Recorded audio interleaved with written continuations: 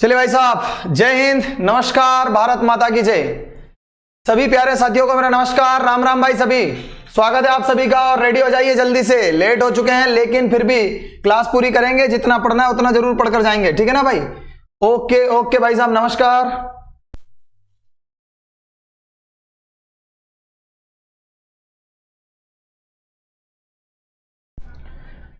चलिए दोस्तों, नमस्कार, राम राम भाई, जय श्री राम, जय हिंद, जय आदिवासी, नमस्कार, जय महेशमती।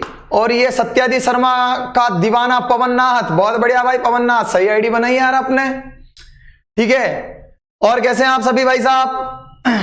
नमस्कार नमस्कार दोस्तों, गुड मॉर्निंग। शाहरुख मंसूरी, पूजा जी, ममता, रोहित, विशाल, जितेंद्र। ओके चलिएगा भाई साहब, एक बात आपको ये कहना है, अभी कह देता हूं और सुनिएगा ध्यान से कि पिछले संडे आने का मेरा जो था, पिछले संडे धार, झाबुआ, अलीराजपुर आने का था, वो किसी कारण से पिछली बार नहीं हो पाया था। लेकिन वो किसी कारणवश जब हम पिछले संडे नहीं आ पाए थे, इस संडे मतलब कि कल, फिर भी आज की तारीख की बात कर रहा हूं मैं, आज मतलब कि शनिवार, आज और कल की तारीख की बात करें तो आज और कल हम रहेंगे धार और अलीराजपुर जिले में। आज की बात करें तो आज हम जहां जाने वाले हैं, जहां सबसे पहले पहुंचेंगे, वो याद रखिएगा धामनोद शहर है। कौन सा है? धामनोद जो है, उस धामनोद में आज धामनोद वाले स्टूडेंट जो भी हैं, अगर वो हैं धामनोद वाले स्टूडेंट तो वो हमसे कांटेक्ट करें। साथ ही में कल भी हम कुछ समय तक धार में रहेंगे और कल दोपहर के बाद में हम पहुंचेंगे अलीराजपुर। कहां पर पहुंचेंगे? अलीराजपुर। शायद आप मेरी बात सुन रहे हो, पिछली बार किसी कारणवश नहीं आ पाए थे, उसके लिए हमें खेद है, क्योंकि हमारी तो हार्दिक इच्छा है। लेकिन अब जब हम आ रहे हैं तो आप लोग इस बात को मजाक मत समझिएगा। क्या हुआ, जंगल में शेर आता नहीं था और एक बच्चा चिल्लाता था शेर आया शेर आया शेर आया, तो पूरा गांव उसे बचाने जाता था। वो वहां जाते तो कहते थे मैं तो मजाक कर रहा था। दूसरी बार हुआ, उसने कहा शेर आया, पूरे गांव वाले बचाने गए तो वो कहता है मैं तो मजाक कर रहा था। तीसरी बार सही में शेर आया, उस बच्चे ने चिल्लाया शेर आया, तो गांव वाले ने कहा रेंदो, वो तो यूं ही चिल्लाता रहता है, वो शेर खा गया उसको। तो ऐसे आप मत समझना कि मास्टर फिर कह रहा है कि आऊंगा और आएगा नहीं, ठीक है ना। मैराथन क्लास भी दे देंगे भाई साहब, मैराथन क्लास भी दे देंगे, ध्यान से सुनिएगा, ठीक है ना। ओके, नाइट स्टे जो रहेगा वो धर्मपुरी में रहेगा। कहां पर रहेगा? धर्मपुरी में। चलो 2-3 बात हो गई, आपको सिर्फ इसलिए बता रहे हैं कि हम तहे दिल से सत्यादि शर्मा क्लासेस की ओर से आपसे मिलना चाहते हैं। आप लोग अगर इच्छुक है तो आप हमें बताइएगा। देखिएगा 9665000524 ये नंबर, अगर आप में से कोई भी विद्यार्थी अगर मिलने का इच्छुक है तो आप इस नंबर पर कॉल कर सकते हैं कभी भी। नंबर है ये अभिषेक का। किसका है? अभिषेक का नंबर है, ये मेरा नंबर नहीं है। अभिषेक के नंबर पर आप कॉल कीजिएगा, बोले साहब कहां पर हो, अभिषेक आपको पूरा पता देंगे, ठीक है ना। चलिए ओके भाई साहब, ठीक है ना। मिथुन जी नमस्कार भाई साहब, नमस्कार नमस्कार।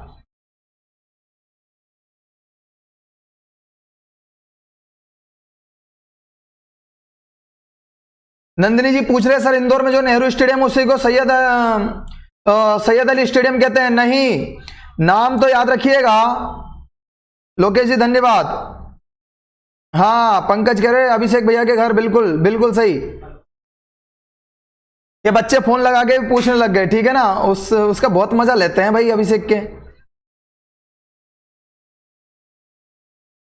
नंदिनी दीपाले जी, आपका जो क्वेश्चन है ना बेटा, उस क्वेश्चन को मैं बता दूं मैं।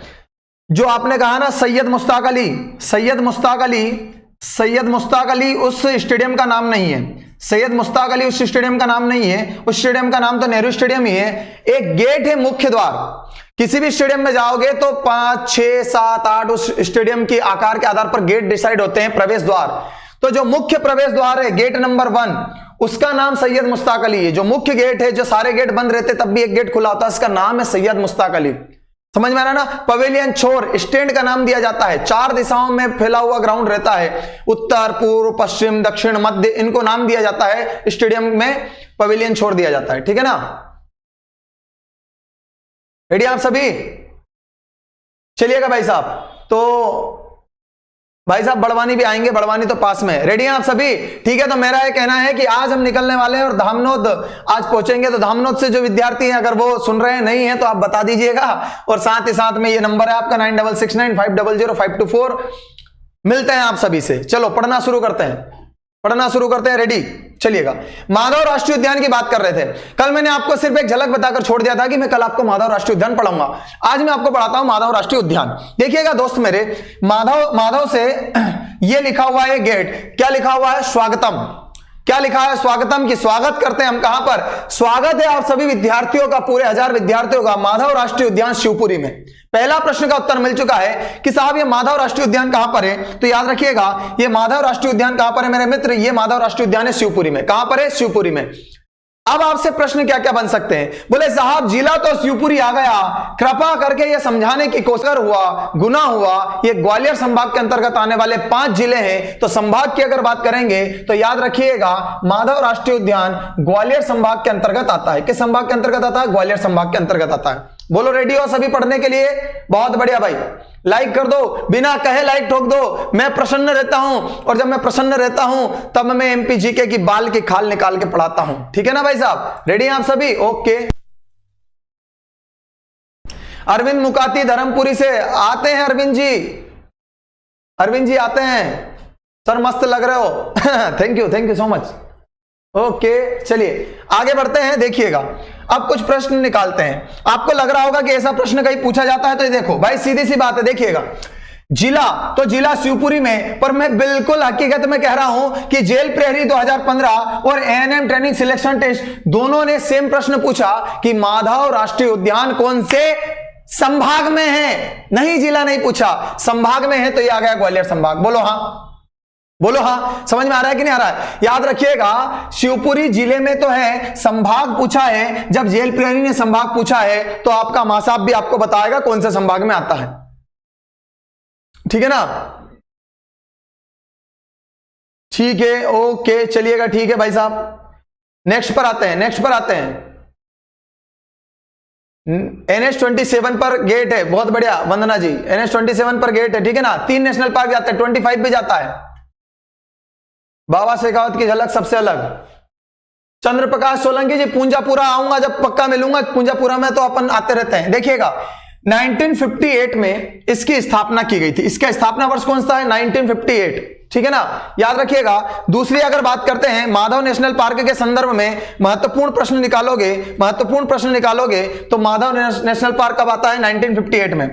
354 वर्ग किलोमीटर में फैला हुआ है। कितने वर्ग किलोमीटर में फैला है? 354 स्क्वायर किलोमीटर में माधव नेशनल पार्क का एरिया है। जिला शिवपुरी होगा, संभाग ग्वालियर होगा। ठीक है, ओके। आज तो मैंने ना तो आपसे कहा कि लिंक शेयर करो, ना आप आज मैंने आप लोगों से कहा कि वीडियो को लाइक करो, फिर भी आप ऐसा कर रहे हैं। आपको हैट्स ऑफ यू, सैल्यूट करता हूं। आगे बढ़ता हूं। देखिएगा भाई प्रश्न, देखिएगा स्वतंत्रता से पूर्व माधव राष्ट्रीय उद्यान। अब आप कहोगे सर पागल मत बना, यह नेशनल पार्क 1958 में बना और देश 1947 में आजाद हुआ। आप कह रहे हो 1947 अर्थात आजादी से पहले, और आजादी से पहले नेशनल पार्क था नहीं, तो फिर ऐसा क्यों लिखा? भाई साहब कोई जंगल क्षेत्र था जो बाद में राष्ट्रीय उद्यान बना, तब भी किसी के अंतर्गत था। तो ये जो माधव राष्ट्रीय उद्यान वाला क्षेत्र है वो वन क्षेत्र आजादी से पहले सिंधिया महाराजाओं के, कौन से? सिंधिया महाराजाओं के, ग्वालियर के सिंधिया महाराजा जिनकी छत्रिया शिवपुरी में मिलती है, सिंधिया महाराजाओं के लिए शाही आरक्षित शिकार क्षेत्र था। 2 चीजों की बात की मैंने। एक मैंने बात की थी बांधवगढ़ राष्ट्रीय उद्यान उमरिया में, वो रीवा के महाराजाओं के लिए आरक्षित शिकार क्षेत्र था। और जो शिवपुरी का है ये ग्वालियर के महाराजाओं के लिए शिकार का आरक्षित क्षेत्र था, जिसे हम कह सकते हैं रॉयल शूटिंग रिजर्व एरिया। किसके लिए? ग्वालियर के महाराजाओं के लिए, सिंधिया महाराजाओं के लिए। डायनेस्टी थी सिंधिया, ग्वालियर, होलकर आपके इंदौर में। देखा जाए तो फिर आप बुंदेलखंड बघेलखंड की ओर बढ़ोगे तो चंदेल शासकों के अलावा फिर देखोगे तो महाराजा मार्तंड सिंह की बात करते हैं, वेंकटरमण सिंह की बात करते हैं, वो बांधवगढ़ की बात कर रहे थे। बोलो हाँ, पल्ले पड़ रही है?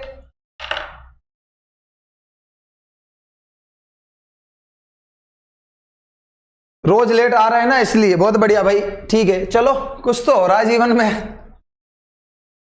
सर आपकी शर्ट लाइव है क्या? लाइव है मतलब सोनू मीना लाइव? शर्ट कैसे लाइव होती है? शर्ट कैसे लाइव होती है बेटा? लोकेश जमरा जी कड़कनाथ की पार्टी दूंगा, नहीं बाबा, कड़कनाथ नहीं।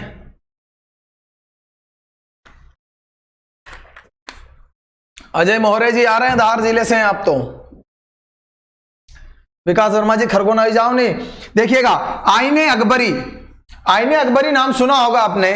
मुगल बादशाह अकबर, सबसे पहला मुगल बादशाह बाबर रहा, उसका बेटा हुमायूं रहा, हुमायूं का बेटा अकबर रहा, अकबर का बेटा जहांगीर रहा, जहांगीर का शाहजहां रहा, शाहजहां का औरंगजेब रहा। तो मुगल डायनेस्टी जो चलती आई थी, उन मुगलों में तीसरा शासक और सबसे महत्वपूर्ण शासक नाम है अकबर। उसके ऊपर लिखी गई किताब आईने अकबरी, अबुल फजल का नाम तो आपने सुना होगा। आईने अकबरी किताब के अनुसार माधव राष्ट्रीय उद्यान से मुगल शासक, ध्यान सुनिएगा, मुगल शासक अकबर ने अपने दरबार में हाथी मंगवाए थे। जब इतिहास को छेड़ना होगा, जब इतिहास के पन्नों को पलटा जाएगा, तब आपसे इतिहास के पन्नों से मध्य प्रदेश के इतिहास का एक प्रश्न निकाला जाएगा। वो प्रश्न ये पूछेगा कि बताओ किस मुगल बादशाह ने मध्य प्रदेश के माधव राष्ट्रीय उद्यान से अपने दरबार में हाथी मंगवाए थे। मैं कह रहा हूं कि प्रश्न की तह तक जाने के लिए मैं बहुत मेहनत करता हूं और ऐसे प्रश्न आपको अन्यत्र किसी स्थान पर नहीं मिलने वाले। ये बात बिल्कुल सही है, ध्यान से सुनिएगा मैं क्या कह रहा हूं, है ना। मैं क्या कर रहा, दबंग चश्मा लगाऊंगा नहीं अभी, कल दबंग वाला चश्मा लगाऊंगा मैं एकदम, ठीक है ना। ओके, देखिएगा, आईने अकबरी जो किताब है उसके अनुसार माधव राष्ट्रीय उद्यान से मुगल शासक अकबर ने अपने दरबार में हाथी बुलवाए थे। यह प्रश्न जब आए कि कौन से मुगल शासक ने माधव राष्ट्रीय उद्यान से हाथी बुलवाए थे, तो अकबर। और पूछा जा अकबर ने अपने दरबार में मध्य प्रदेश के किस नेशनल पार्क से हाथी बुलवाए थे, तो उत्तर होगा माधव राष्ट्रीय उद्यान, जिला शिवपुरी, संभाग ग्वालियर। स्थापना की बात करूं तो 1958, जिले की बात करूं तो शिवपुरी, संभाग की बात करूं तो ग्वालियर। और यह प्रश्न जेल प्रेरी और एएनएम ट्रेनिंग सिलेक्शन टेस्ट में पूछा गया किस संभाग में। क्षेत्रफल की बात करूं तो 354, समझ में आ रहा है कि नहीं आ रहा। ओके, देखिएगा, स्वतंत्रता से पूर्व माधव राष्ट्रीय उद्यान सिंधिया राजाओं का एक शाही शिकार क्षेत्र था। समझ में आ रहा है कि नहीं आ रहा। देखिएगा, होता क्या है, शिवपुरी इस नाम में क्या छुपा हुआ, ध्यान से सुनिएगा। शिवपुरी के बहुत सारे बच्चे देख रहे होंगे और खुश हो रहे होंगे हमारा नंबर आ गया, जमा उधर एक बात चल रही है। देखिएगा, शिवपुरी का एरिया कितना पढ़ रहे हैं हम, शिवपुरी का एरिया नहीं, माधव राष्ट्रीय उद्यान का हम एरिया पढ़ रहे हैं 354। शिवपुरी मतलब भगवान शिव, पुरी का मतलब क्या होता है, पुरी का मतलब होता है एरिया, उनका क्षेत्र, उनका कस्बा। अरे शिव के क्षेत्र में जाकर आप लोगों ने अगर ज्यादा 3-5 की ना, सुनना ध्यान से, वो क्या कहना चाह रहा है, हमेशा याद रहेगा। शिव मतलब भोलेनाथ, अरे बाबा भोलेनाथ के दरबार में, पूरी मतलब उनके क्षेत्र में जाकर तुमने अगर ज्यादा 3-5 की ना तो 4 लपाड़े देगा वो उठाकर। तो 354 शिवपुरी का अर्थात माधव राष्ट्रीय उद्यान का एरिया है। ऐसे चर्चा करने में दिमाग में रहेगा, कभी भी याद रखना। कुछ याद ना रहे, 4 याद रहे ना रहे, आपको शिवपुरी के संदर्भ में माधव राष्ट्रीय उद्यान शिवपुरी मतलब कि शिव के दरबार में जाकर ज्यादा 3-5 नहीं करनी चाहिए, इतना तो याद रहेगा।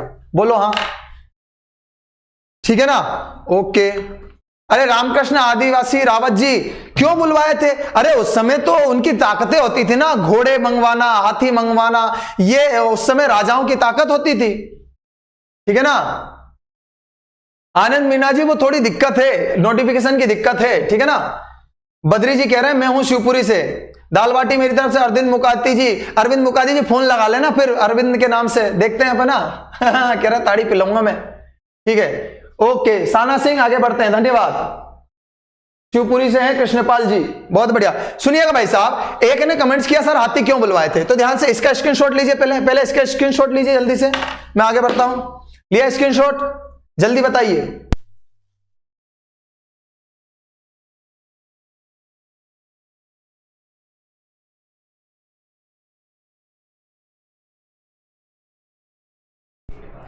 ठीक है, होगी बात ऐसे मनावर के बच्चों से कि धामनौत, बताओ धामनौत के बच्चों ने डील कर लिया अभिषेक से, बड़े टाइम बता दे भैया, नहीं यहीं उड़ा देंगे क्या।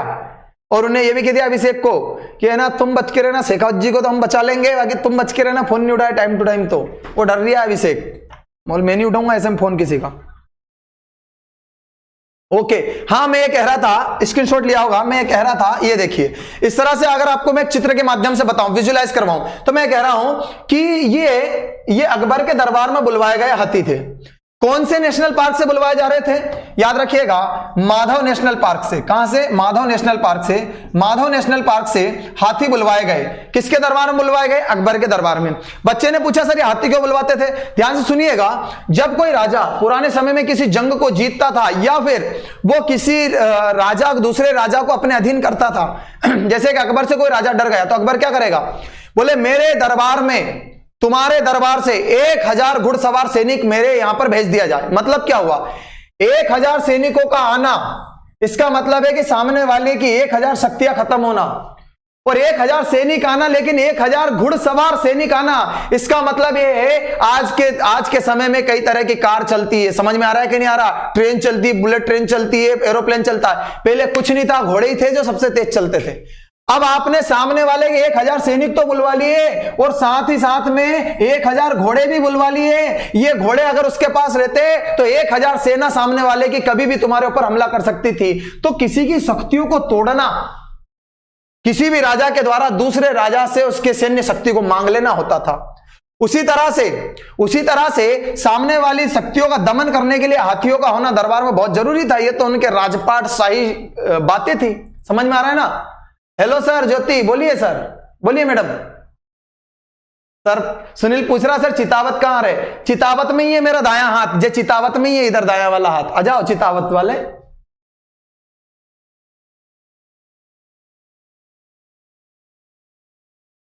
अरे दादा जे भी कोई पूछने की बात है। अर्जुन गिरवाल बोले शर्ट कौन सी पहन कर आएंगे?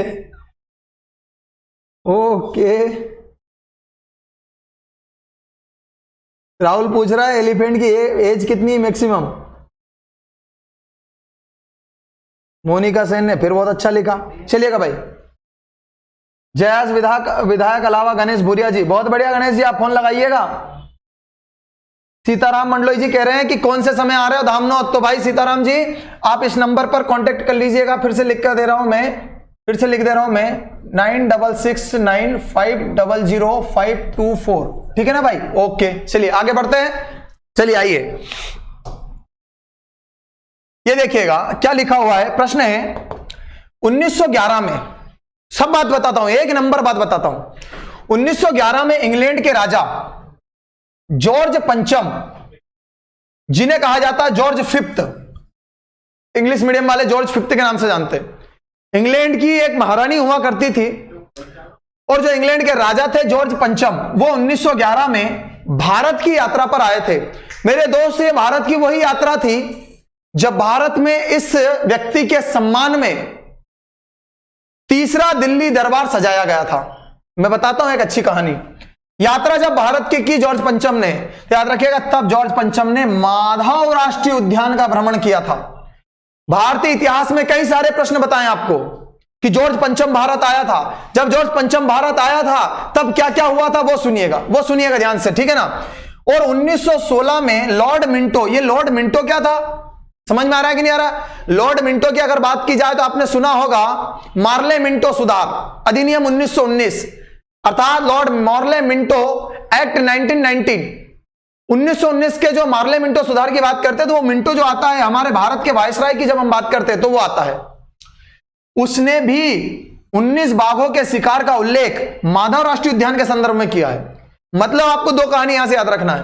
बात 1911 की करें तो 1911 में इंग्लैंड के राजा आए थे जिनका नाम था जॉर्ज पंचम, जॉर्ज फिफ्थ। आप कहोगे सर पंचम ये कौन से नाम है? भाई जॉर्ज फर्स्ट रहता है, इसके बाद जो दूसरा बनता है वो जॉर्ज नाम रहता है तो उसका नाम द्वितीय कर देते हैं, वो सेकंड हो गया। समझ में आ रहा है कि नहीं आ रहा? तो जॉर्ज पंचम जब आए थे तो पूछा जाएगा जॉर्ज पंचम ने मध्य प्रदेश के किस नेशनल पार्क की यात्रा की थी? अब बोलो, ध्यान से सुनना। सिंधियाओं का शासन था, सिंधिया महाराजाओं का वो क्षेत्र था और जॉर्ज पंचम आए थे अंग्रेज, उनको घुमाया गया था माधव राष्ट्रीय उद्यान के वो वन क्षेत्र में। उस समय ये राष्ट्रीय उद्यान नहीं था पर अभय वन अभ्यारण्य क्षेत्र तो था, जंगल तो उन्हीं का था ना, राजपाट तो उन्हीं का था, वहां घुमाया गया था। अब इस बात की बात करते हैं तो 1911 में जब जॉर्ज पंचम आया था तो दिल्ली में, आपने नाम सुना होगा, लॉर्ड हार्डिंग का नाम सुना होगा। दिल्ली में वो हार्डिंग जिस पर बम फेंका गया था, तो लॉर्ड हार्डिंग की बात करते हैं तो जॉर्ज पंचम के आने पर तीसरा दिल्ली दरबार सजाया गया था। दिल्ली दरबार मतलब कि आयोजन हुआ था। ये वही दिल्ली दरबार था जिसमें पहली बार भारत का जन गण मन अधिनायक जय हे भारत भाग्य विधाता गाया गया था, इनके सम्मान में गाया गया था। तो ये जब आए थे तब वो यही दिल्ली दरबार है। दूसरी चीज बताता हूं, आपने सुना होगा बंगाल विभाजन हुआ था। बंगाल विभाजन जो हुआ था 1905, उस बंगाल विभाजन को इस दिल्ली दरबार में रद्द किया गया था। जो उस समय के विशेष तथ्य निकाल कर दे रहा हूं। तीसरी बात सुनिएगा, दिल्ली दरबार जो सजा था, अर्थात जब जॉर्ज पंचम आए थे 1911 में, ये वही समय है जब जॉर्ज पंचम ने घोषणा की थी कि अब भारत की राजधानी कोलकाता को हटाकर भारत की राजधानी दिल्ली को बनाया जाएगा। तो याद रखिएगा, दिल्ली को बदलने का फैसला जॉर्ज पंचम का था। 1911 में फैसला लिया गया और दिल्ली को राजधानी 1912 में बनाया गया। अंतर है। दिल्ली भारत की राजधानी कब बनी? तो सन देते 1911 दिसंबर 1911 में, साल के अंत में तो दरबार सजा था, घोषणा की और 1912 में इसे शिफ्ट कर दिया गया। तो भारत की पहली राजधानी कोलकाता से दिल्ली राजधानी इसी जॉर्ज पंचम ने 1911 में घोषणा की थी। बंगाल विभाजन को रद्द भी इसी ने किया था। साथ ही साथ में याद रखिएगा, जॉर्ज पंचम ने यहां की यात्रा की थी और तीसरा दिल्ली दरबार इसके सम्मान में सजाया गया था। बोलो, समझ में आ रहा है? ओके। रवीना मीना जी, अभी हिस्ट्री की क्लास नहीं लग रही है, सोनू मीना जी आते हैं भाई, कभी बहुत दूर हो जाता है श्योपुर मुरैना, तो ठीक है ना। ओके। रंजना चौहान जी कह रहे हैं सर धर्मपुरी कितने बजे तक आया? धर्मपुरी नाइट वहीं रहेंगे, धर्मपुरी में कोई दिक्कत नहीं है, ठीक है ना। ओके। महेश्वर भी जाएंगे, ठीक है ना। ओके, चलिए अब आगे देखिएगा, नेक्स्ट पर देखिएगा। सर इस नेशनल पार्क से क्या और खास है? तो देखिएगा, इस नेशनल पार्क से बरही नदी, हमेशा कहता हूं पेंच नेशनल पार्क से पेंच गई है, समझ में आ रहा है कि नहीं आ रहा? इस नेशनल पार्क से बरही नदी, हमने क्या बात की थी, बांधवगढ़ से चरणगंगा नदी गई है और मनिहार नदी प्रवाहित होती है। अगर आपसे पूछा जा सकता है कि बांधवगढ़ नेशनल पार्क से कौन सी नदी निकलती है और हम कहते हैं चरणगंगा, तो हमसे यह भी पूछा जा सकता है कि माधव नेशनल पार्क से बरही नदी और मनिहार नदी प्रवाहित होती है।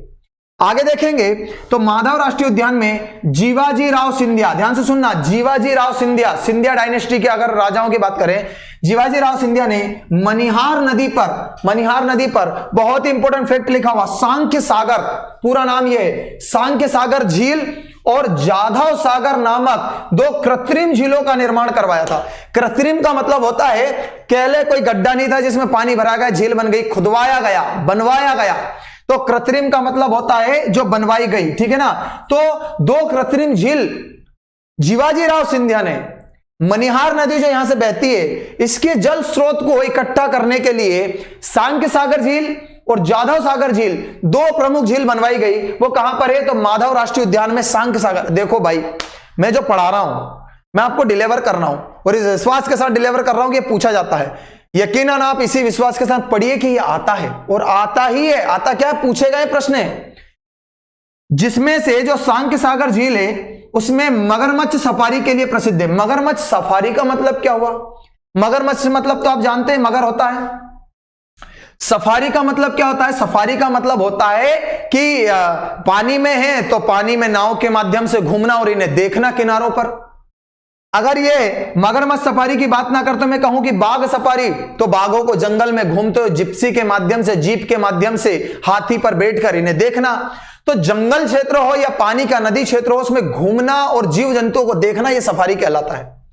तो बात क्या कर रहे हैं कि मगरमच्छ सफारी की बात करें तो ये मगरमच्छ सफारी कहां करवाई जाती है? ये सांख्य सागर झील में। और ये सांख्य सागर झील कहां पर है? तो याद रखिएगा, माधव राष्ट्रीय उद्यान शिवपुरी में है। ये किसने बनवाई थी? तो जीवाजी राव सिंधिया ने बनवाई थी। और कौन सा है? तो एक जाधव सागर भी है।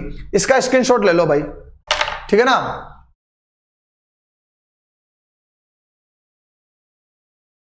ओके। जॉर्ज कैसल भवन बिल्कुल शांत, एकदम बिल्कुल, ठीक है ना, एकदम बिल्कुल शांति से देखिए। जॉर्ज कैसल का किला बताता हूं। हाँ वही है अर्जुन डावर, बिल्कुल सही बोल रहे हो। अभी कहां छू इसलिए दुनिया को चुपता हूं, जब आईना बन जाऊंगा पूरी दुनिया देखेगी। वाह संजय मंडली, वाह भाई, चोट पहुंची क्या? चोट लगी क्या दिल पे? हाँ बहुत अच्छा लिखा है ना। नोट्स बना रहे दीपक ठाकुर जी, बहुत बढ़िया भाई। कौन कौन इथिक्स की कक्षा खरीद रहा है? विकास दिव्यर्थी सर की, बहुत बढ़िया बेटा, यही जगह मिली थी, ठीक है। और क्या, नेकी और पूछ पूछ, अंतिम, बहुत बढ़िया, अंतिम फर्क है जी। लिया भाई स्क्रीनशॉट? चलिए देखिए, अब बताता हूं कुछ महत्वपूर्ण चीजें, देखिएगा। यह है सांख्य सागर झील, कौन सी है? सांख्य सागर झील। सांख्य सागर झील यहां पर लिखा जरूर है शिवपुरी, मैं यहां पर आपको लिख देता हूं माधव राष्ट्रीय उद्यान, माधव राष्ट्रीय उद्यान, माधव राष्ट्रीय उद्यान, ठीक है ना। माधव राष्ट्रीय उद्यान की बात करता हूं, माधव राष्ट्रीय उद्यान की बात करते हैं तो माधव राष्ट्रीय उद्यान में बनाई गई सांख्य सागर झील जीवाजीराव सिंधिया के द्वारा बनवाई गई थी। जिला शिवपुरी होगा, संभाग ग्वालियर होगा, अर्थात एक ही चीज को बार बार हम छोड़ेंगे नहीं, ये बात ध्यान रखिएगा बिल्कुल। ओके, रेडी हो भाई? संध्या अहिरवार जी, पीडीएफ हम नहीं दे पाएंगे, हम क्षमा चाहेंगे, ठीक है ना। आप समझते होंगे, आप बिल्कुल पीडीएफ नहीं मिल पाएगी। आशीष वर्मा आ गए, हम अलबेले बाबा शेखावत के चेले। अरे वाह, बहुत देर में सोच के लाया है आशीष वर्मा। आओ आओ आशीष, स्वागत है बेटा, है ना। ओके, बहुत बढ़िया। जो मजा नोट्स में है वो पीडीएफ में कहां है? बहुत बढ़िया रामकरण भाई। तो ये सांख्य सागर झील है, ठीक है ना भाई साहब। ये झील जो दिख रही है ना, इस झील में, नदी में आपको झील टाइप में मनियार नदी का जल है, इसमें घुमाया जाता है, आपको क्रोकोडाइल वगैरह सब और मगरमच्छ वगैरह सब मिल जाते हैं। देखिएगा और बताने की कोशिश करते हैं। ये अगला है भदिया कुंड, या जिसे भदिया कुंड के नाम से जानते हैं। देखिएगा भाई साहब, भदिया कुंड या भदिया कुंड, भदिया कुंड या भदिया कुंड, ये आप दोनों बोलने में एक जैसा आता है, क्योंकि यहाँ दा आधा होता है, उसमें छोटी की मात्रा होती है। ये भदिया कुंड कितना प्यारा स्थान है, आप देख पा रहे होंगे। एक कुंड बना हुआ है, एक कुंड बना हुआ है, ऊपर पत्थरों से पानी गिर रहा है। यह स्थान कहां पर है? तो जब भी आपसे पूछा जाए कि भदिया कुंड कहां पर मिलेगा, तो जिला शिवपुरी होगा। पर नेशनल पार्क से प्रश्न पूछा जाए कि भदिया कुंड कौन से नेशनल पार्क में है, अगर जिस तरह से आपसे पूछा गया परीक्षा में कि वो मढ़ई पर्यटन स्थल और जमतारा कहां पर है, तो आपने उत्तर दिया था कि सर वो पचमढ़ी वाले क्षेत्र सतपुड़ा नेशनल पार्क में है। तो पूछेगा भदिया कुंड कौन से नेशनल पार्क में है, तो जिला शिवपुरी के साथ साथ याद रखिएगा माधव नेशनल पार्क में है। बोलो हाँ, समझ में आ रहा है ना भाई? Shivam Sharma, good morning, good morning Shivam ji, बहुत बढ़िया। संध्या अहिरवार जी, कोई दिक्कत नहीं है। माधव राष्ट्रीय उद्यान किसके नाम पर? माधव जी के नाम पर रखा गया, सीधी सी बात है, माधवराव सिंधिया के नाम पर रखा गया। कुक्षियाना, पनहाला डैम चलेंगे, बहुत बढ़िया। आपसे मैंने क्या कहा, आप तो हमसे कांटेक्ट कीजिएगा, हमें कुछ नहीं पता है, हम तो वहां चलते जाएंगे, चलते जाएंगे, चलते जाएंगे, जो जहां बुलाएगा वहां चले जाएंगे। नेक्स्ट पर आइए, नेक्स्ट पर आइए।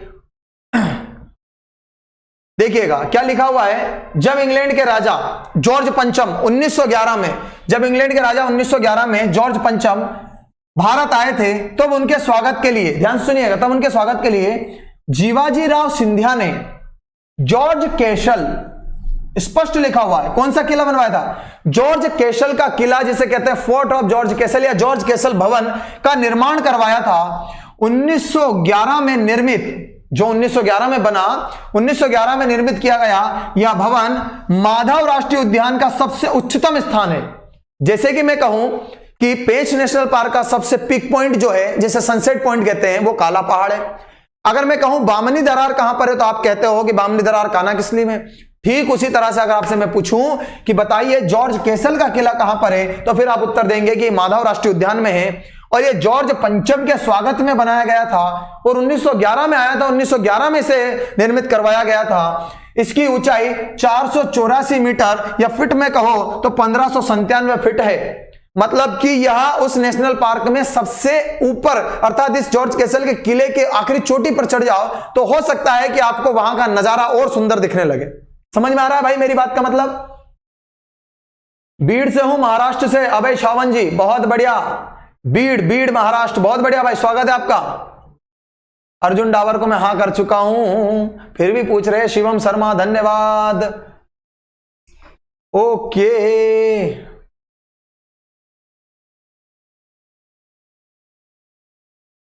शिवम जी धन्यवाद भाई साहब। सर जी मैं लेट हो गई हूं, संध्या सोलंकी। रोते नहीं, रो रहे हो, रो मत, आ जाओ इधर, पढ़ना शुरू करो। देखो इधर, ठीक है ना। जॉर्ज पंचम के स्वागत में बनाया गया। जॉर्ज कैसल का किला कहां पर है, तो याद रखिएगा जॉर्ज कैसल का किला शिवपुरी में है, ठीक है ना।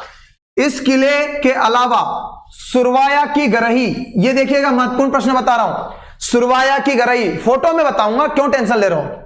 तात्या टोपे जी की समाधि, यह महत्वपूर्ण प्रश्न है। प्रश्न तो अभी तक ये पूछा गया तात्या टोपे जी की समाधि कहां पर है, तो सही तात्या टोपे जी की समाधि शिवपुरी में है, लेकिन सही तात्या टोपे जी की समाधि किस नेशनल पार्क में है, तो क्या होगा उत्तर माधव में है, ठीक है ना। तथा सिंधिया राजवंश के शासकों की समाधि, इस समाधि को याद रखिएगा, सिंधियाओं की छतरी भी कहा जाता है। अगर पूछा जाए बुंदेलाओं की छतरी कहां पर है, तो हम कहते हैं कि बुंदेला राजाओं की छतरी ओरछा में, निवाड़ी में है। उस तरह से पूछा जाए होलकर्स की छतरी कहां पर है, तो हम कहेंगे होलकर्स की छतरी जो है इंदौर में है। उस तरह से पूछा जाए सिंधियाओं की छतरी कहां पर है, तो सिंधियाओं की छतरी ग्वालियर निकलने से पहले थमा रे थमा, थोड़ा सा रुकना और कहना नहीं, मां साहब ने कही थी शिवपुरी में है गई, काहे है गई, ग्वालियर में तो राजपाट किया, शिवपुरी का वन क्षेत्र इनका आरक्षित था, तो शिवपुरी में सिंधिया राजाओं की समाधि अर्थात छतरी है, जो इस पूरे नेशनल पार्क के आकर्षण का प्रमुख केंद्र है।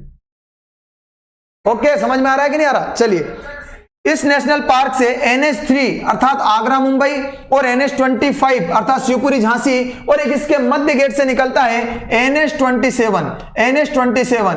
ये तीनों नेशनल पार्क नेशनल हाईवे के संदर्भ में याद रखिएगा। अभी एक खबर मैं आपको बता देता हूं करंट की, जितने भी नेशनल पार्क हैं सबके नाम बदले जा रहे हैं, सबके नाम। और मैं बताता हूं आपको क्या नाम, आप सोचोगे तो समझ में नहीं आएगा। जो नेशनल हाईवे 1 है ना, जिसे आप GT रोड कहते हैं, ग्रांड ट्रंक रोड, जिसे शेरशाह सूरी ने बनवाया था, उसका नाम नेशनल हाईवे 19 रखा जा रहा है। तो ऐसे अभी बहुत सारे नेशनल पार्क हैं जिनके संदर्भ में हमें अभी बहुत सारी बातें पढ़ना है, तो जो नया बनकर आएगा वो पढ़ने में ज्यादा मजा आएगा। देखो, मैंने आपको पहले ही क्लियर कर दिया है कि क्या बदलाव हो रहा है, उस बदलाव के साथ हमें पढ़ना होगा। आप इसका स्क्रीनशॉट लीजिए, मैं आपको सुरबला की गरही, तात्या टोपे जी की समाधि और सिंधिया राजाओं की छतरी को मैं आपको यहां पर बताता हूं, ठीक है ना। राहुल प्रजापति, MPPSC के लिए ना, MPPSC के सारे प्रश्न निचोड़ दिए अपन ने। आपको मैं गारंटी देता हूं MPPSC की, जहां से भी आप पढ़ रहे हो आप यहीं से निकाल कर ले जाएगा, ठीक है ना। कोई दिक्कत नहीं, कोई दिक्कत नहीं, ठीक है ना। ओके ओके साथी, चलिएगा भाई साहब, चलिएगा, कोई दिक्कत नहीं है।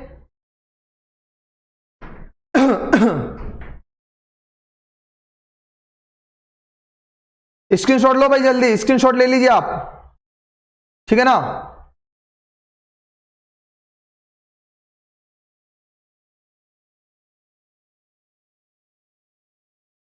ठीक है, नेक्स्ट पर आइएगा, नेक्स्ट पर आइएगा। यह है आपका लिखा हुआ स्पष्ट शब्दों में, fort of George castle, Madhav national park, जिला शिवपुरी, माधव नेशनल पार्क, जिला शिवपुरी, ग्वालियर संभाग। ध्यान से सुनिएगा, ध्यान से सुनिएगा, यह लिखा हुआ आपका माधव नेशनल पार्क में बनाया गया। स्क्रीनशॉट लीजिए, मैं क्या कह रहा हूं, मैंने आपको कहा था जॉर्ज कैसल का किला। यह जॉर्ज कैसल का किला इस नेशनल पार्क का सबसे ऊंचा स्थान है। जॉर्ज कैसल का किला 1911 में जीवाजीराव सिंधिया द्वारा जॉर्ज पंचम के स्वागत में बनवाया गया था। इस जॉर्ज कैसल के किले से कई महत्वपूर्ण परीक्षाओं में महत्वपूर्ण समय पर प्रश्न पूछे गए हैं, और ऐसा प्रश्न कभी गलत नहीं होना चाहिए। जॉर्ज कैसल का किला बोल देना और आगे निकल जाना एक बात अलग होती है, लेकिन छोटी सी छोटी चीज को इस माध्यम से समझाना एक अलग बात होती है। इससे आपके दिमाग में रहता है कि हाँ साहब पढ़ा रहे थे और जॉर्ज कैसल का किला बार बार शिवपुरी की चर्चा कर रहे थे तब ये आया था। बोलो हाँ, समझ में आ रहा है ना। ठीक है, स्क्रीनशॉट लीजिए। सर मैं तो डायरेक्ट कॉपी में लिख रहा हूं, चंद्रप्रकाश सोलंकी जी, बहुत बढ़िया भाई, ठीक है ना। कृष्णपाल जी, अभी किसी भी नेशनल हाईवे के संदर्भ में विस्तार से नहीं बता सकता। NH3 सबको याद है, फिर भी विस्तार से नहीं बता सकता। क्यों? मैंने आपको क्या कहा, सारे नेशनल हाईवे के नाम बदले जा रहे हैं। मैं आज आपको विस्तार से बदलाऊं, कल आपको फिर विस्तार से बदलाऊं, तो नया एक वीडियो नेशनल हाईवे पर जरूर बनाना पड़ेगा अगर ऐसा रहा तो, ठीक है ना। ओके सर जी, MPPSC वालों का पता चल गया है कि इंदौर में शेखावत सर MP अरे पता नहीं क्या कमेंट्स किया भाई ने मेरे। ठीक है, मैं देख रहा हूं, चलिएगा स्क्रीनशॉट ले लिया आप सभी ने। ओके,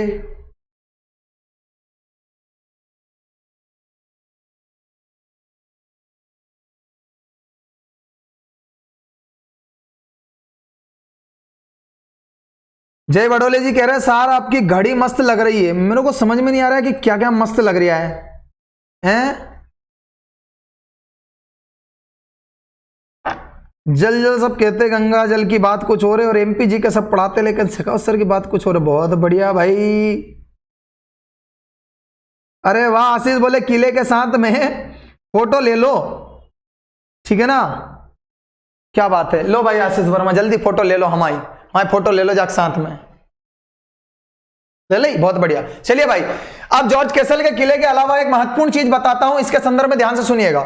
ये मैंने आपको फोटो बताई है, ये आपको तस्वीर दिख रही है दोस्त, मैं आपको बताता हूं, ये दो फोटो दिख रही है। ये एक फोटो है शहीद तात्या टोपे जी की समाधि, शहीद तात्या टोपे, शहीद तात्या टोपे, शहीद तात्या टोपे जी की समाधि, शहीद तात्या टोपे जी की, शहीद तात्या टोपे जी की समाधि, शहीद तात्या टोपे जी की समाधि।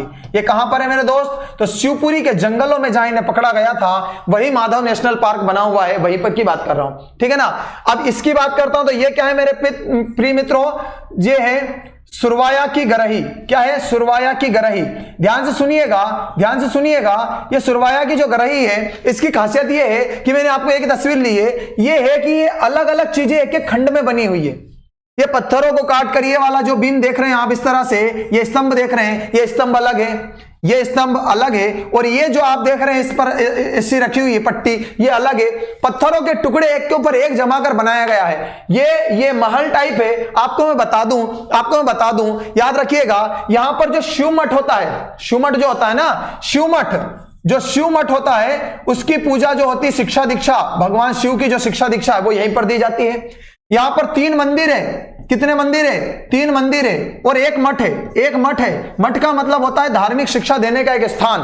तो ध्यान से सुनिएगा, सुरवाया की गरही के संदर्भ में लोगों ने आपको सिर्फ पढ़ाया कि सुरवाया की गहरी शिवपुरी में है, पर वहां से प्रश्न बनना एक लाजमी है।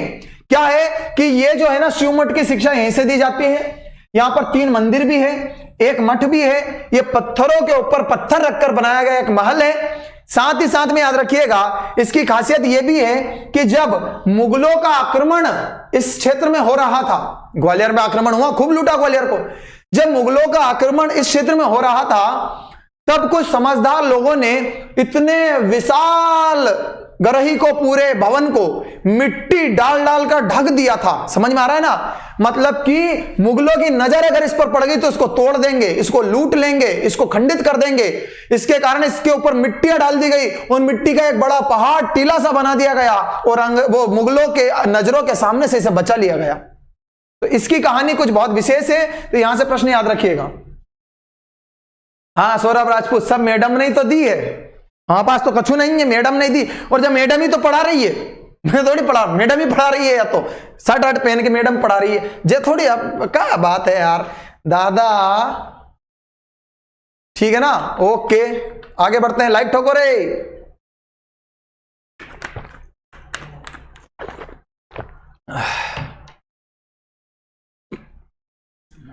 ठीक है भाई आगे बढ़े, किला देखने आएंगे, महेश्वर वाले फोन तो लगा लेना एक बार, चलेंगे ना? ओके नेक्स्ट पर आइए मेरे दोस्त, चलिए आइएगा। ये है सिंधिया महाराजाओं की छतरी। छतरी का मतलब होता है समाधि। मैं आपको एक विशेष तथ्य बताता हूं, ये तो बहुत सुंदर बनाई गई है, बहुत जगह में बनाई गई है। ये है सिंधियाओं की छतरी। क्या है? सिंधियाओं की छतरी, सिंधियाओं की छतरी, सिंधियाओं की छतरी। और ये छतरी शब्द का मतलब आप स्पष्ट देखिएगा। देखिए बहुत सारे स्टूडेंट हैं जो जानते हैं, पर बहुत सारे विद्यार्थी जो नहीं जानते हैं और उनके दिमाग में आज तक छतरी मतलब 100% सर एक छाता टाइप बना होगा, एक छोटी सी समाधि बनी होगी और उसकी छांव के लिए छतरी बनाई होगी, लगता था ना? नहीं भाई, इस छतरी का मतलब होता जरूर समाधि है, इस छतरी का मतलब होता जरूर समाधि है, लेकिन हुआ क्या था, होलकरों ने और सिंधियाओं ने एक बहुत अच्छा रिवाज निकाला, जिसमें मैं सबसे पहले बात करूंगा होलकरों की ओर से अहिल्या देवी जी का।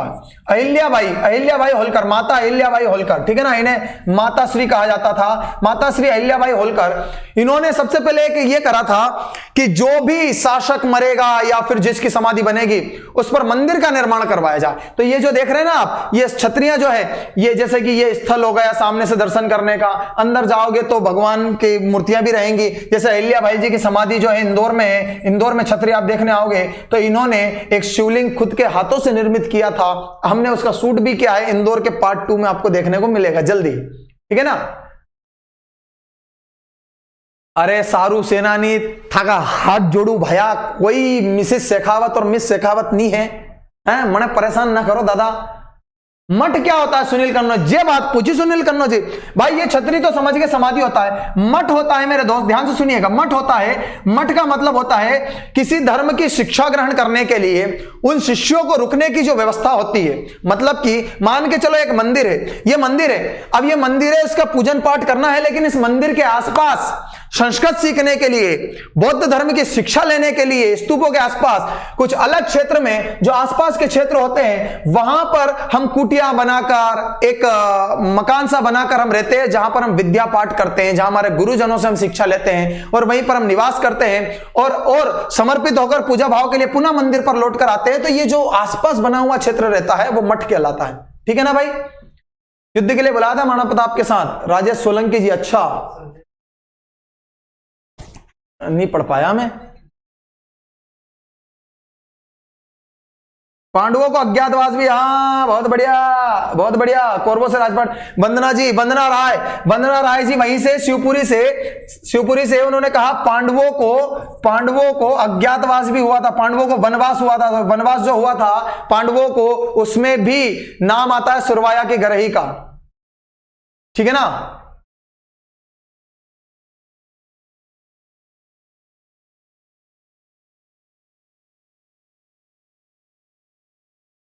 नहीं मिल रहा।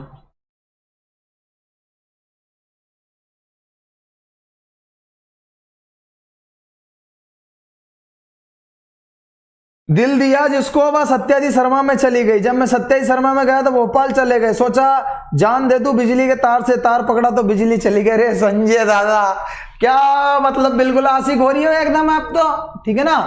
ठीक है सर जी, मेरा नाम भी लीजिए, बिल्कुल प्रीतम पटेल जी, स्वागत है भाई साहब। ठीक है ना?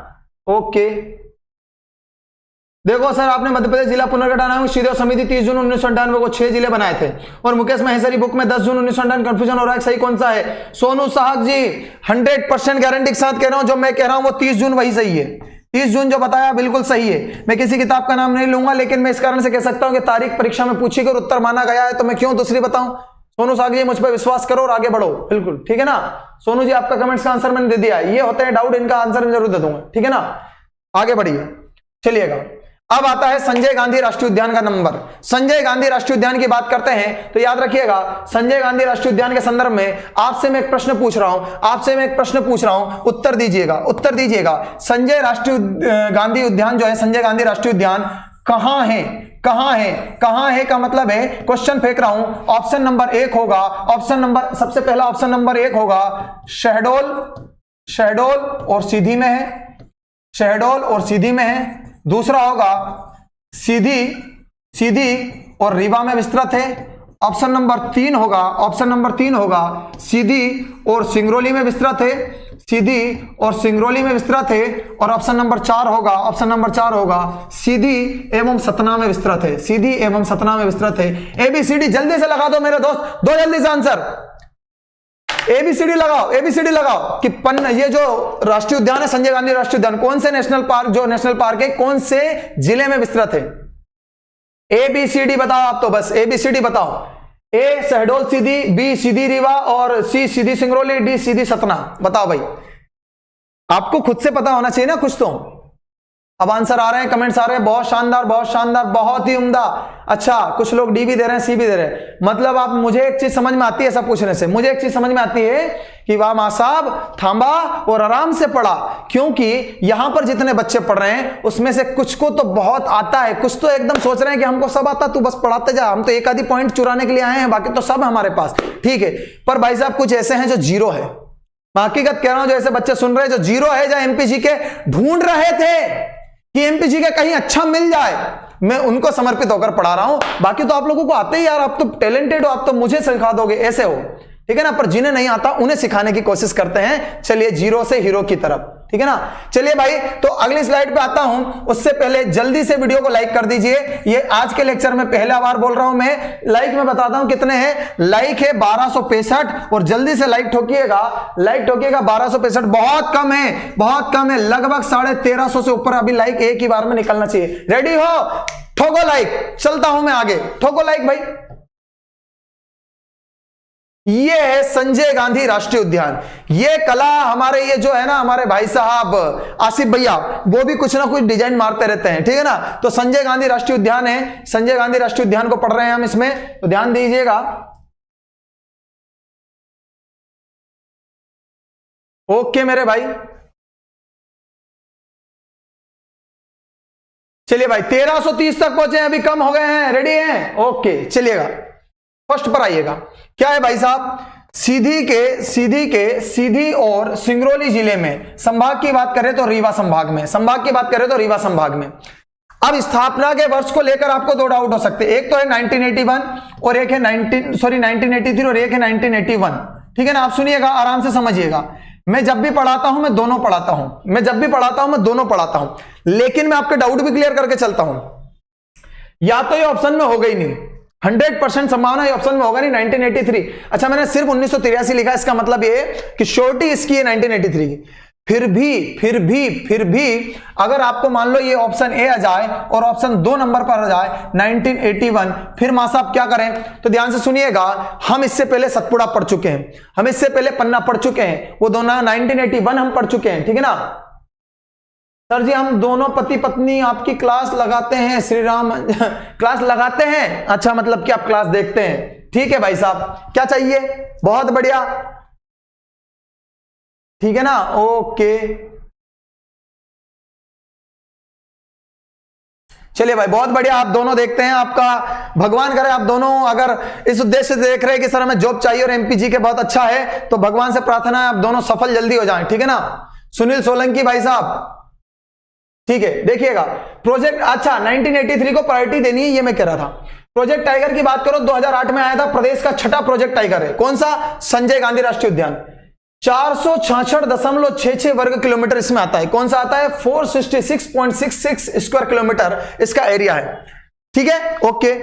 यहीं पर मतलब कहां पर? संजय राष्ट्रीय उद्यान में सोन घड़ियाल अभ्यारण्य, बहुत उम्दा प्रश्न बता रहा हूं मैं। सोन घड़ियाल अभ्यारण्य जो कि 209 वर्ग किलोमीटर में फैला हुआ है, 209 वर्ग किलोमीटर में सोन घड़ियाल अभ्यारण्य। क्यों? क्योंकि यहां से सबसे खास, जिस तरह से केन नदी पन्ना नेशनल पार्क की जीवन रेखा है, उसी तरह से सोन नदी संजय गांधी राष्ट्रीय उद्यान की जीवन रेखा है, क्योंकि यह नदी और इससे मिलने वाली बहुत सारी नदियों का जल संग्रहण क्षेत्र ही संजय गांधी को वर्ष भर हरा भरा रखता है। तो वो जो सोन घड़ियाल अभ्यारण्य है वो सोन नदी में ही है। और आपको एक प्रश्न मैं आपको बताता हूं, बहुत अच्छी चीज है। हम डेली यूट्यूब पर कम्युनिटी में कुछ प्रश्न डालते हैं, जैसे कि 2 दिन से देखा होगा आप कि मैं एमपीजीके के 2-2 प्रश्न डाल रहा हूं, एमपीजीके के प्रश्न डाल रहा हूं 2-2। पहले दिन मैंने प्रश्न डाला था, एक प्रश्न डाला था कि मध्य प्रदेश में सोना किस जिले में मिलता है, तो एक ऑप्शन था सीधी और दूसरा ऑप्शन था पन्ना। अधिकतर लोगों ने उसे पन्ना लगाया। दोस्तों मेरी बात सुनिएगा, पन्ना जो है हीरे के लिए प्रसिद्ध है और सोना जो है सीधी में मिलता है, इसका राइट आंसर सीधी था। आप कभी भी जो भी बच्चे देख रहे ध्यान सुनिएगा, आपको टेस्ट लगाना है तो आप जाइए, रोज 2-2 प्रश्न एमपीजीके के मैं देता हूं, उस पर लगाइए, उसमें बहुत सारे लोग आंसर देते हैं, 2-2 3-3 हजार लोग वोट डालते हैं, वोट जाएगा आपका। एक मैंने कहा था कि मध्य प्रदेश का ऐसा अखबार जो उर्दू भाषा का है, जो सबसे पुराना और अब तक चल रहा है, अगर अब तक ना चले तो उत्तर बदल जाएगा, तो उसका उत्तर आएगा नदीम। क्या उत्तर आएगा? नदीम। ऑप्शन नंबर सी था, पर लोगों ने उसे और दूसरे लगवाया, लोगों ने दूसरे उत्तर ज्यादा दिया, ठीक है ना। छाया माझी जी बहुत बहुत धन्यवाद, स्वागत है आपका। नदीम था उसका राइट आंसर। देखिएगा तो सोन घड़ियाल अभ्यारण्य की बात करता हूं तो 209 वर्ग किलोमीटर है, तथा बगदरा अभ्यारण्य ये 478 वर्ग किलोमीटर में है। ये भी संजय गांधी वाले राष्ट्रीय उद्यान के अंतर्गत क्षेत्र में आते हैं। मैंने आपको क्या कहा था कि ये एरिया जो होता है, ये होता है आपका कौन सा? Core area. कोर एरिया के बाद में बात करता हूं तो ये जो एरिया होता है, ये होता है बफर जोन। बफर जोन का मतलब होता है नेशनल पार्क के बारे में शिक्षा दीक्षा दी जाती है, और ये वाला जो एरिया होता है इसे कहते हैं संपूर्ण एरिया। तो कभी भी मत सोचना कि आप नेशनल पार्क में गए तो बोले साहब हम यहां गए थे, कोई बच्चा यहां घूमकर आ जाता है और यहां पर हिरण को देख लेता है और कुछ ना कुछ जानवर, जंगली कुत्ते देख लेते, जंगली बिल्ली, हम गए थे। अरे तुम नेशनल पार्क में गए नहीं, तुम नेशनल पार्क में जाने के लिए अंदर जाना पड़ेगा, फिर यहां से बफर जोन में जाना पड़ेगा, और फिर यहां जब जाओगे तब नेशनल पार्क में जाओगे। समझ में आ रहा है ना? तो वो ये कह रहा है। आगे देखते हैं, संजय गांधी राष्ट्रीय उद्यान, अविभाजित मध्य प्रदेश, मतलब क्या हुआ, जब मध्य प्रदेश से छत्तीसगढ़ अलग नहीं हुआ था, मतलब कि कह सकता हूं 1 नवंबर 2000 से पहले, जब छत्तीसगढ़ और मध्य प्रदेश एक थे, 1 नवंबर 2000 से पहले यह नेशनल पार्क पूरे मध्य प्रदेश का सबसे बड़ा नेशनल पार्क था, जो 1938 वर्ग किलोमीटर में फैला हुआ था। है तथ्य महत्वपूर्ण? हाँ है। प्रश्न आपको रटा रटाया है कि साहब कान्हा किसली नेशनल पार्क सबसे बड़ा नेशनल पार्क है। ठीक है, होने दो। प्रश्न क्या है, जब मध्य प्रदेश का विभाजन नहीं हुआ था तब मध्य प्रदेश का सबसे बड़ा नेशनल पार्क कौन सा था? तब कान्हा किसली की बात नहीं करेंगे, हम बात करेंगे संजय गांधी की। ये संजय गांधी नेशनल पार्क हमारे मध्य प्रदेश के सीधी और सिंगरौली जिले में विस्तृत है, साथ साथ रीवा संभाग के अंतर्गत आता है, क्योंकि रीवा, सतना, सीधी, सिंगरौली 4 जिले आते हैं। शहडोल, उमरिया, समझ में आ रहा है, और अनूपपुर 3 जिले शहडोल संभाग में आते हैं। अब इसके साथ में बात करें तो सीधी, सिंगरौली और छत्तीसगढ़ का एक जिला आता है जिसका नाम है कोरिया। कौन सा जिला आता है? कोरिया। उस कोरिया जिले की बात करते हैं तो उसमें भी विस्तृत है ये। समझ में आ रहा है कि नहीं आ रहा? टेलीग्राम पर नहीं, अर्जुन डाबर जी, टेलीग्राम पर हम क्वेश्चन देंगे।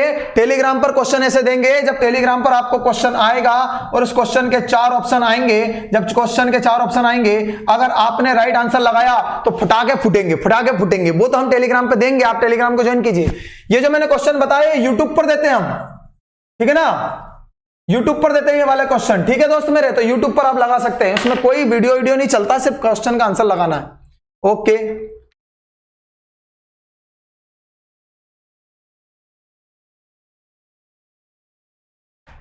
वही है पुष्पेंद्र जी, वही है पुष्पेंद्र जी, भाई साहब वही है। प्रवीण नरगवा जी, बड़वानी वाले, वही है भाई साहब, सेम वही है, कोई अलग नहीं है। ठीक है ना।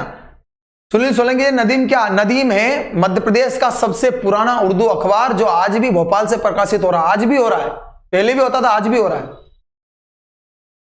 दिग्विजय सिंह जी राणावत, टेलीग्राम का नाम है भाई सत्यादि शर्मा क्लासेस।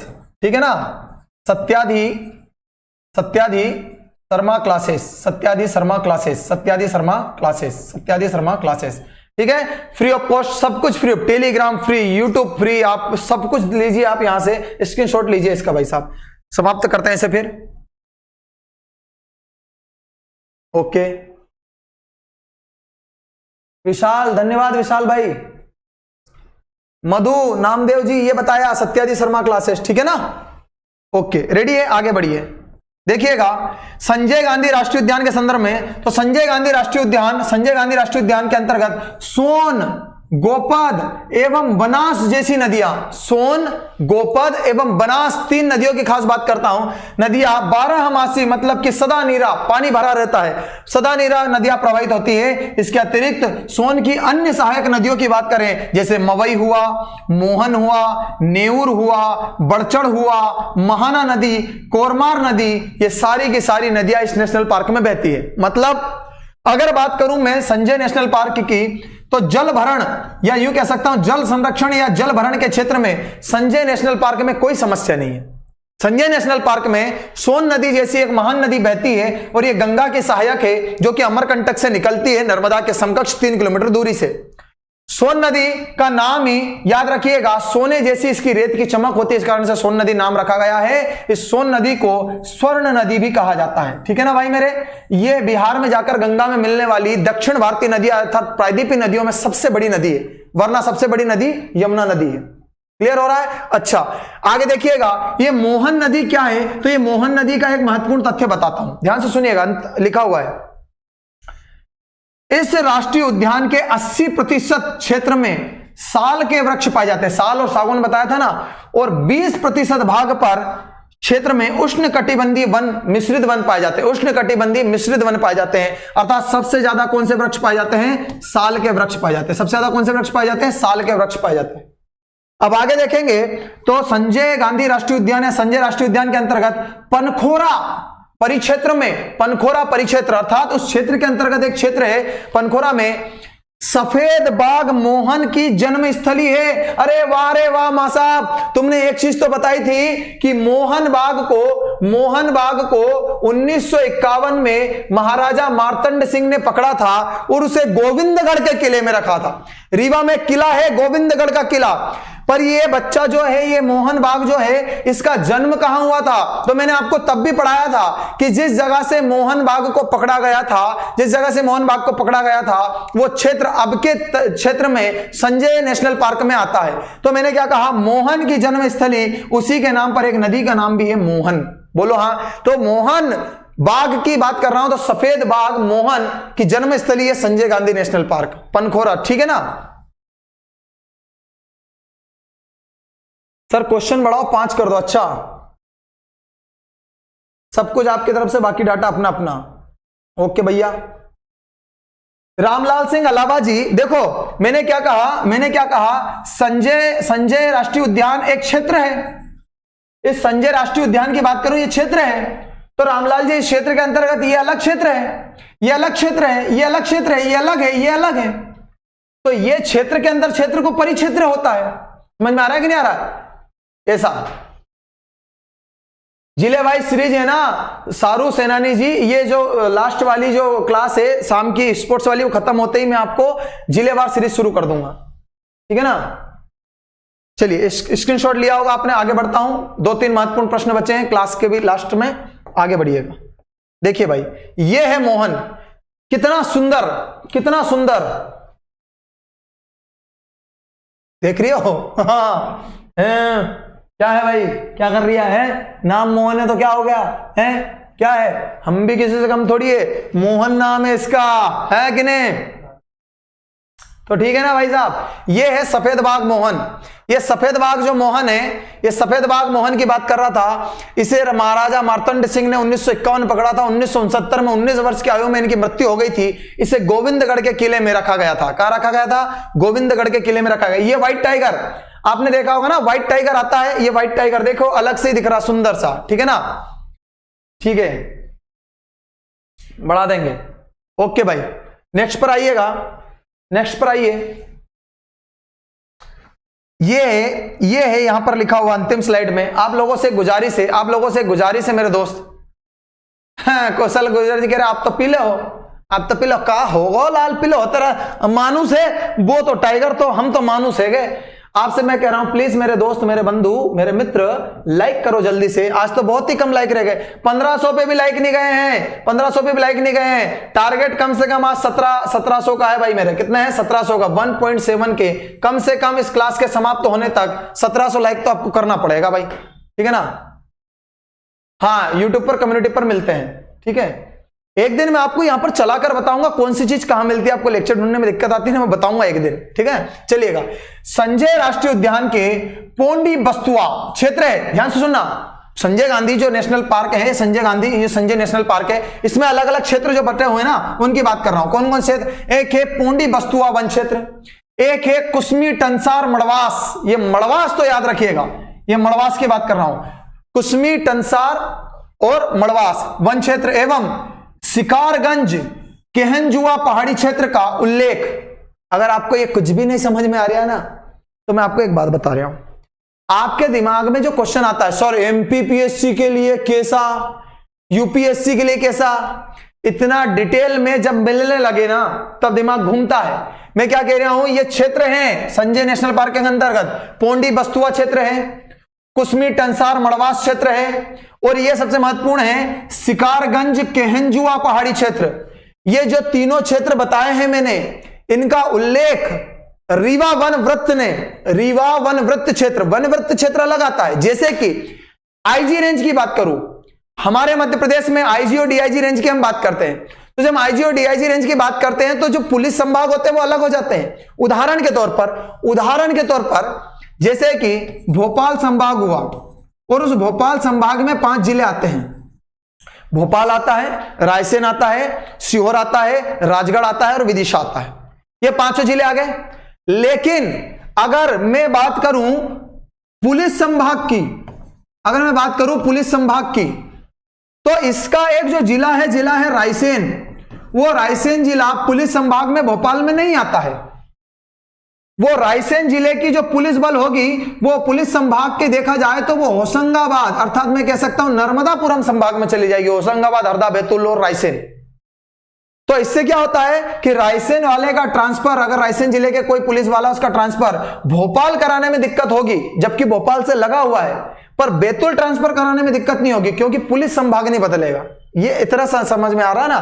तो एक वन वृत्त जो लगता है अनुसंधान एवं विस्तार वृत्त रीवा द्वारा एक बुक लिखी गई है, उस बुक का नाम क्या है? तो उस बुक का नाम यहां पर लिखा हुआ, बड़ा सा नाम है लेकिन याद रखिएगा, biodiversity concept and its threat assessment in Vindhyan range, या जिसे रीजन भी कहते हैं, नामक पुस्तक में प्रकाशित किया गया है। मैं फिर से कह रहा हूं कि ये पूरी किताब का नाम अगर आपसे पूछा जाए कि biodiversity concept and its threat assessment in Vindhyan region, ये पुस्तक तो रीवा वनवृत्त के द्वारा लिखी गई है और इस रीवा वनवृत्त के द्वारा लिखी गई इस पुस्तक में सारा उल्लेख दिया जाता है इसी वन क्षेत्र का। जयंतीलाल, आज शाम की स्पोर्ट्स की क्लास नहीं रहेगी। नहीं भाई, एक ही बार लाइक करना, 2 बार नहीं, 2 बार कर दिया हो गंगा जी तो तीसरी बार कर दो, ठीक है ना। धन्यवाद, हमारे जो बने गुरु आप हमारे, बहुत बढ़िया। क्या लिखते हैं यार बच्चे, सार सब हो गए। मैंने बहुत सारी ऑनलाइन क्लासेस अटेंड की लेकिन आपके जैसी सर आज तक कोई क्लास नहीं देखा। बहुत बढ़िया सारू सेनानी, धन्यवाद भाई सारू सेनानी, धन्यवाद। और आप आइए, आप तो आइए, डेली क्लास चलती है एक से एक। अगर सारू सेनानी मजा आ गया तो एक लाइक तो कर देना यार भाई, हैं? हाँ, चलो आगे देखो भाई, एक क्वेश्चन आ रहा है, इस राष्ट्रीय उद्यान में सर्वाधिक पाया जाने वाला पशु चीतल है। क्या है? चीतल है, चीतल। 2 प्रश्न याद रखिएगा कि सबसे ज्यादा पूरे मध्य प्रदेश में सबसे ज्यादा पाया जाने वाला वन्य जीव भी चीतल है। और अगर यह पूछा जाए कि पार्टिकुलर किसी नेशनल पार्क में सबसे ज्यादा चीतल कहां पाया जाता है, तो वो चीतल पाया जाता है कहां पर? वो पाया जाता है संजय राष्ट्रीय उद्यान में। बोलो, पल्ले पड़ रही है? अब इसका स्क्रीनशॉट लो। बहुत सारे लोगों के दिमाग में होगा, अरे मां साहब एक आधी बार चीतल ही दिखा देता, हाथी हमने देखा, तुमने हाथी भी बता दिया, शेर हमने देखा, अरे चीतल नहीं देखा, चीतल तो बता दे। स्क्रीनशॉट लो, चीतल भी बता रहा हूं, स्क्रीनशॉट लो, चीतल ही बता रहा हूं, ठीक है ना। विकास वर्मा जी धन्यवाद, एक दूसरे का करता रहना चाहिए। ये देखो, दीपक चौहान ने कहा चीतल क्या होता है, स्क्रीनशॉट लिया क्या? दीपक जी आपने स्क्रीनशॉट लिया हो, आऊं क्या आगे, दिखाऊं क्या चीतल, देखना चाह रही हो? हाउ साहब देखो, ये होता है चीतल। क्या होता है? चीतल। अरे वाह, अरे वाह, अरे वाह, क्या हो गया? ये होता है चीतल। हाँ, चलो भाई, शानदार। वो धड़कने आज भी याद है मुझे, सत्याजी शर्मा क्लासेस में धड़की थी। क्यों रे भाई, हंसी की कर रही है कि पढ़ाई कर रही है? इंसान भी बहुत भयानक होता है, जानवर बोलो तो घुर्राता है और टाइगर बोले तो गर्व करता है। बहुत बढ़िया रफ्तार सिंह, बहुत बढ़िया, सल्यूट है आपने जो बात बोली रफ्तार। इंसान भी बहुत भयानक होता है, जानवर बोलो तो घुर्राता है और शेर बोलो तो घमंड करता है। वाह यार रफ्तार, क्या बात बोली, बहुत बढ़िया। आज का सबसे बढ़िया बात बोली है ना, आज की सबसे प्यारी बात बोली है आज, वाकई में बहुत सही। उस गहराई को समझो। रफ्तार ने लिखा है कि इंसान भी बहुत भयानक होता है, जानवर बोलो तो घुर्राता है और शेर बोलो तो गर्व करता है। शेर भी तो जानवर ही है। पर भाई एक बात याद रखिएगा, इंसान हो या जानवर, रफ्तार आपकी बात में सुधार कर रहा हूं, इंसान हो या जानवर, अपनी एक पहचान अपने को बनानी होती है। शेर की अपनी पहचान है और अन्य जीवों की अपनी पहचान है। इस कारण से शेर बोलो तो गर्व होता है और जानवर बोलो तो उससे घुर्राता है। उसका रीजन क्या है? इंसानों में भी इंसान ऐसे होते हैं, उदाहरण के तौर पर अगर मैं किसी को खटकता हूं नजर में और मेरी और आपकी दोस्ती है, तो वो व्यक्ति आपको भी घुर्रा कर देखेगा, बोले ऐसे इंसान से वो शेखावत से तेरी दोस्ती है क्या है? वो कहेगा हट हट हट। और किसी और से दोस्ती होगी तो वो कहेगा बहुत बढ़िया इंसान है। वो मेरे तो फजीते हो जाएंगे ना। फिर पहचान अपने अपना स्थान अपने दम पर बनाओ। कहते ना शेर वाली जिंदगी जियो। ये कितना मासूम होता है भाई, ठीक है ना। इससे एक बात याद रखना, ये शेर से भी तेज दौड़ता है, शेर से भी तेज दौड़ता है, लेकिन जब शेर इसके पीछे लगता है ना, तब ये दौड़ने पे कम ध्यान देता है, पीछे ज्यादा देखता है कि शेर तो नहीं आ गया।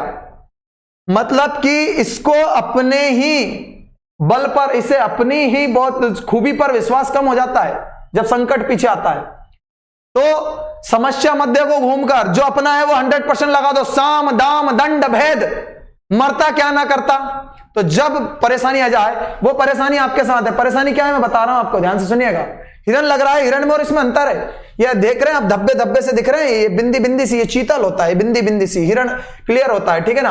आपको एक बात बता दूं, आज आपकी और हम सबकी एक कंडीशन है। आज कंडीशन ये है कि मौका जो मिलेगा, उस मौके को, एक मौके के लिए 1 लाख लोग बैठे होंगे। कितने लोग बैठे होंगे? 1 लाख लोग बैठे होंगे।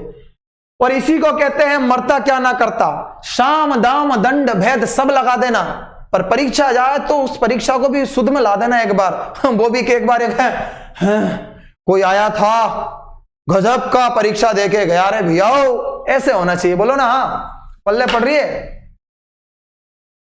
सारू सेनानी कह रहे हैं आप ऑनलाइन क्लास छोड़ के कॉमेडी एक्टर बन जाओ, कॉमेडी अच्छी करते हो। क्यों, पढ़ाई में मजा नहीं आ रही है क्या? है ओके भाई, ठीक है ना।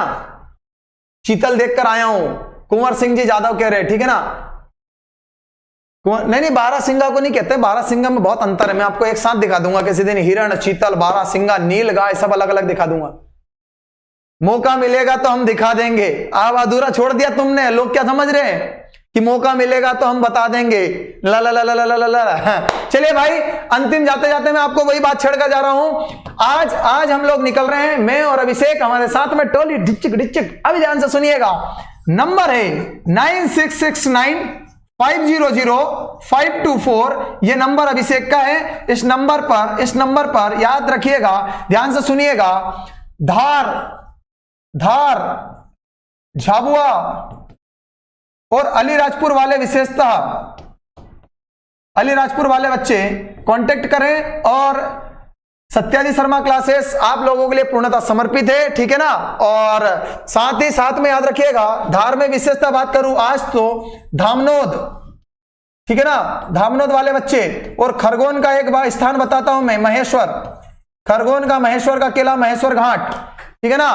तो मिलिएगा आप, इस पर कांटेक्ट कीजिएगा। आते हैं, शाम की क्लास नहीं होगी, ठीक है ना, ठीक है। ओके भाई साहब, फिर कल की चर्चा कल होगी। चलिए अब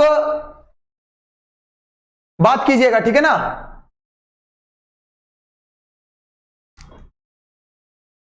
अच्छा चलता हूं, दुआओं में याद रखना, ठीक है ना भाई। सोनू बोल रहे हैं मुझे लगा कि सर आपका नंबर दे रहा हूं ना, ये अभिषेक का नंबर है, ठीक है। चलिए दोस्तों, आ क्यों रहो, मिलकर बताएंगे फिर, ठीक है ना। चलिएगा, आप सभी से विदा लेता हूं। वीडियो को जल्दी से ज्यादा लाइक करें, शेयर करें। सत्यादि शर्मा क्लासेस के चैनल को आज ही सब्सक्राइब करें। साथ में याद रखिएगा, ठीक है ना, ये हटा देता हूं मैं यहां से, ठीक है भाई साहब। ओके, जय हिंद, धन्यवाद।